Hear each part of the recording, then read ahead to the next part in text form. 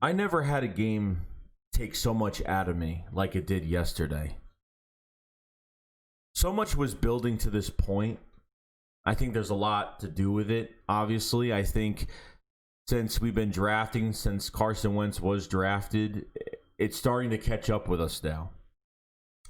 And you really get to see a team when it's 5 years down the road and this team has not looked the same.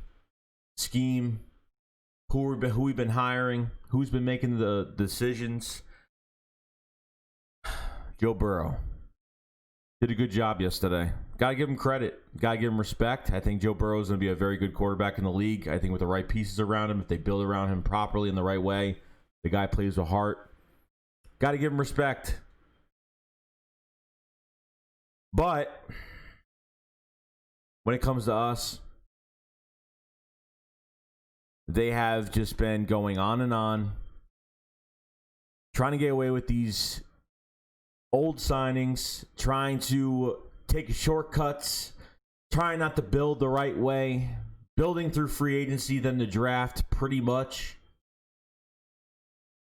Carson Wentz, I don't know what's going to happen, but a change has to be made soon.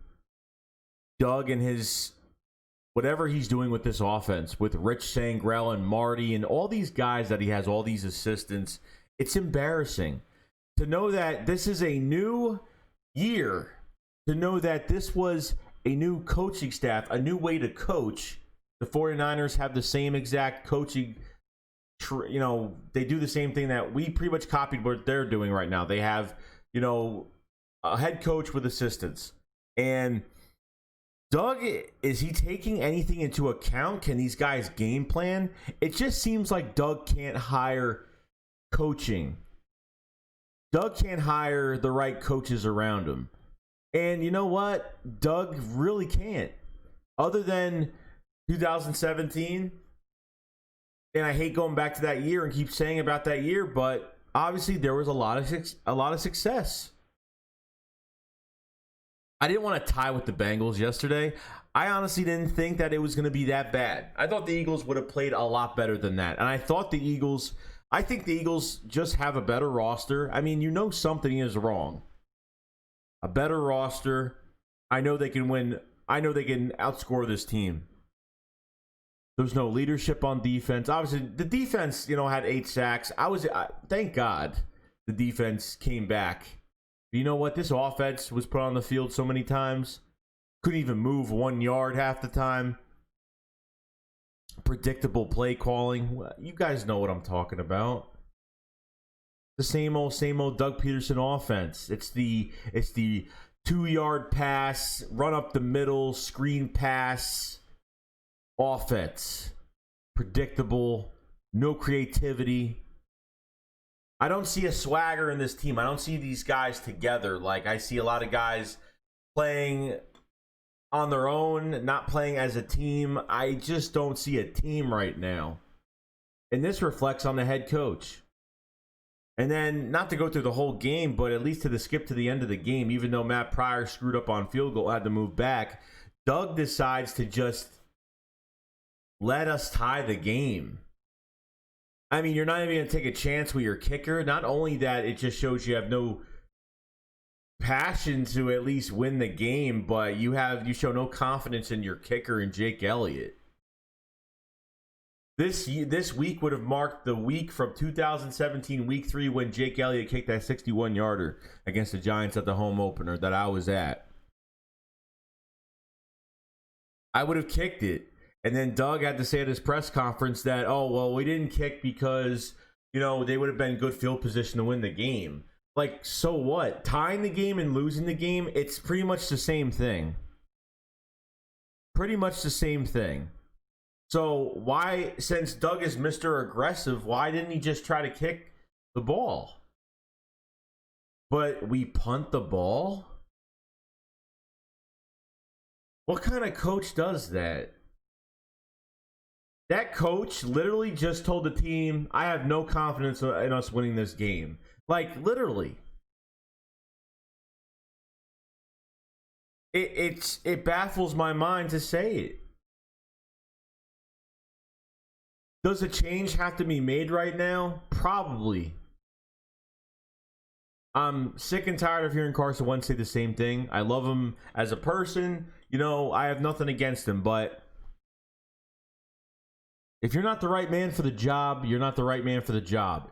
Carson Wentz, a one-year wonder, and has had an injury that may have screwed up his whole career. Maybe a Super Bowl that was won by another quarterback screwed up his whole career. More pressure on him, and mentally just took him out of it. Because Carson don't look like he used to be, and we all know this. And Doug looks like he can't coach. He can coach, but he can't play call. I think Doug is still a player's coach. I still think the locker room has not lost Doug. I still think that Doug just needs to give the reins over to another play caller. Not in the organization, not bringing Press Taylor or some other promotion guy bringing up within the organization. I'm talking about new blood outside the organization.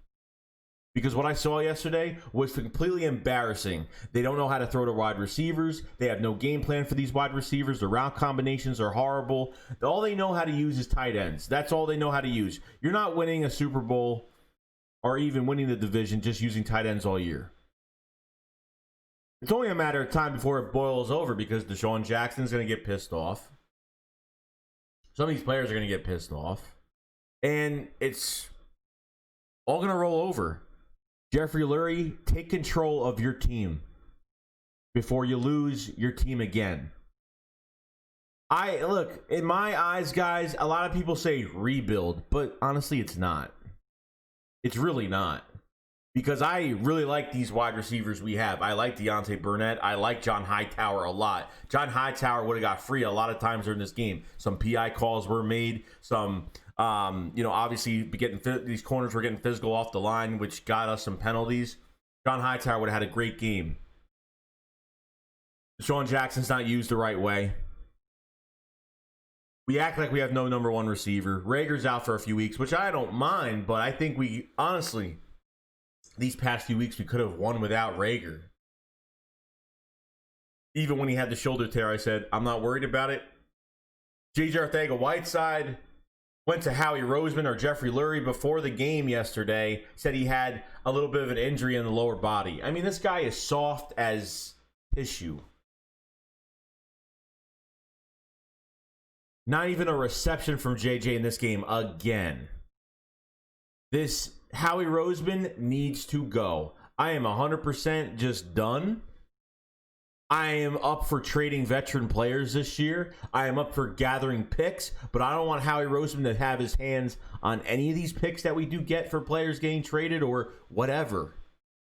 This roster is going to be different by 2021. Obviously, I think the Eagles, I don't think... Could they turn it around? And surprisingly, they're a game and a half, a half game or something like that behind right now, obviously, with pretty much the whole NFC East lost again this week.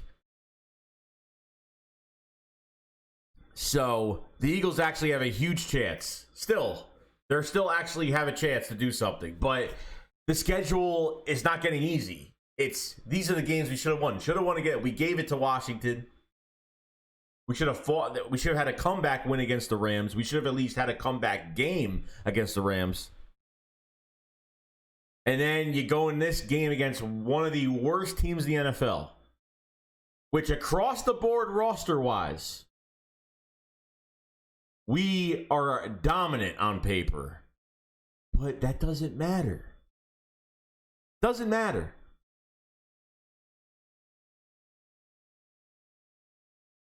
Carson Wentz, I have no idea.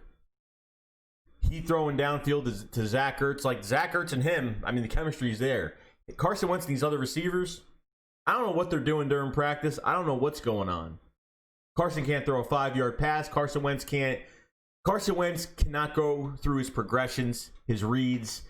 His accuracy is ridiculous. And to hear these announcers during the game say Wentz has no supporting cast, look what he has on the field. He's got J.J. Arcega-Whiteside. He's got Greg Ward. I think Greg Ward is actually one of the best receivers on this team. The issue is there is so much more ceiling to this team right now, because if someone else took over the plays, moved these receivers around, and actually did something different with this offense would flourish like crazy. I still think this offense would be a top offense if we actually had a different game plan and actually looked different and had someone else calling the plays. I think this offense would be totally different.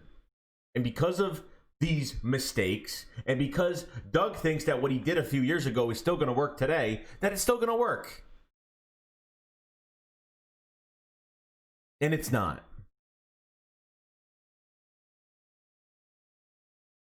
So other than that, guys, that's all I got to say. I didn't want to make this video long, but I think, you know, I reflected on yesterday. I want to do a little reaction to just my thoughts yesterday. I did my stream last night between yelling in my car, doing a stream for 2 hours. I was mentally done. I went to sleep, and I had to, because it was a very crazy day. This team deserves nothing but what we're giving this team right now, and it's not good. It's not good. Something has to change. Unless they think that they're going to allow Carson Wentz to play like this all year, it's not good. I'm not saying bench him, but, you know, the Eagles got to do what the Eagles got to do. And if that's what they have to do, they need to make a decision, because he cannot get 2 picks a game, 2 or 3 picks a game. It can't. You can't do it. You can't throw 2 picks a game like that. You can't make it that easy. And you're not facing an opponent next week. You know, there are injuries for the 49ers, but I'm telling you right now, doesn't matter. They played actually, they had a solid day against the Giants with a backup quarterback. So, other than that, guys, that's it. And I'm moving on from it. It's always going to be in the back of my mind, obviously, but we need to move on to next week. So, other than that, guys, that's it. I'll see you guys later. Peace out, guys. Peace.